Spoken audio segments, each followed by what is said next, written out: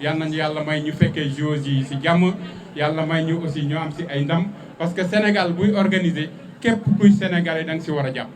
comme li may wax rek le chef de l'État son excellence Bassirou Diomaye Faye et son excellence le premier ministre Ousmane Sonko li ñu bëgg mooy la réussite du Sénégal te ku nekk ci ñun fi nga toll da nga war a def ba réussite Sénégal am surtout nag ñun ñu nekk ci administration. lycée technique dafa mës a engagé wu te engagé wu na encore une fois pour la réussite de cet événement qui est le JOJ mais randonnée pédestre bi du ren rek lañ ko mës a def chaque année dañuy def randonnée pédestre bii mooy 3e édition.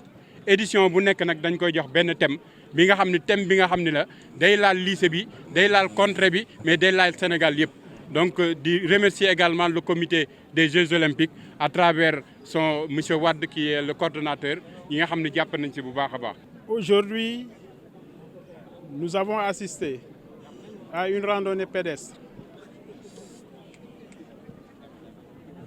bien inscrite dans les activités ou dans l'agenda du lycée technique. Cette activité que nous encourageons et que nous magnifions m'inspire 3 ou 4 idées. La première idée, c'est qu'effectivement, l'éducation et la formation ne se résument pas entre les 4 murs.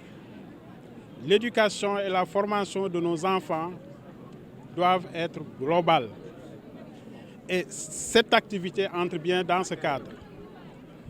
Le deuxième élément de contexte ou d'idée que cette activité m'inspire, c'est qu'elle intervient effectivement dans un contexte de refondation de notre système éducatif. Le comité scientifique vient d'être installé par les plus hautes autorités de ce pays et le travail va bientôt démarrer. Et dans cette refondation, ces valeurs olympiques incarnées par les élèves, par les enseignants, par les formateurs occuperont une place extrêmement importante. Parce qu'effectivement, dans la vision 2050, l'axe 2, le capital humain de qualité, constitue en tout cas une priorité pour les autorités. La troisième idée que cette activité m'inspire, c'est qu'effectivement, dans la région de Thiès, comme peut-être ailleurs, il y a un programme très vaste dénommé Wadjal Khaleyi, mis en œuvre avec les forces de défense et de sécurité et porté par la zone militaire numéro 7. Et dans ce programme, nous avons eu déjà à former des élèves, nous avons eu à faire des activités d'investissement humain et cette randonnée pédestre qui a vu la participation de l'armée, de la police, de la gendarmerie et des sapeurs-pompiers en est une parfaite illustration et entre bien dans ce cadre. La quatrième idée que cette activité m'inspire, c'est qu'effectivement nous venons de sortir de la CAN. Et notre équipe nationale, nos Gaïndés comme on les appelle, nous ont montré, en tout cas ont fait preuve, nous ont montré une belle leçon de vie, pour ne pas dire une leçon de morale, à travers des valeurs qu'ils ont portées, des valeurs que nous devons porter et faire porter à notre jeunesse. Et dans ce cadre, la semaine prochaine, le lundi 2, Monsieur le ministre de l'Éducation nationale sera dans la région de Thiès pour lancer la cérémonie d'ouverture de la Semaine nationale de l'école de base.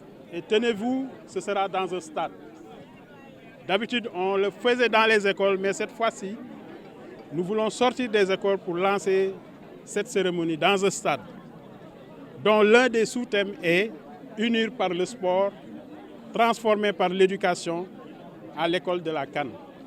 Donc, monsieur le proviseur, mesdames, messieurs les membres du comité d'organisation, c'est juste une façon pour moi de vous dire que vous avez marqué un grand coup. Du point de vue du contexte, du point de vue de la grande mobilisation, du point de vue de la qualité de l'organisation et du point de vue de l'engagement des uns et des autres, mais surtout des élèves. Parce qu'il faut le dire, le lycée technique et professionnel François-Xavier Ndione est un lycée, est une structure qui doit jouer un rôle fondamental dans la territorialisation des politiques publiques. Et Thiès constitue un pôle territoire très attractif, pour ne pas dire le plus attractif des pôles territoires. Et le lycée technique François-Xavier Ndione, de mon point de vue, doit se repositionner, est en train de se positionner ou de se repositionner en tout cas comme la locomotive vraiment de la mise en œuvre des politiques publiques au niveau du pôle territoire de Thiès et même au-delà. Parce que dans cet établissement, nous avons des élèves, des apprenants qui viennent de toutes les régions.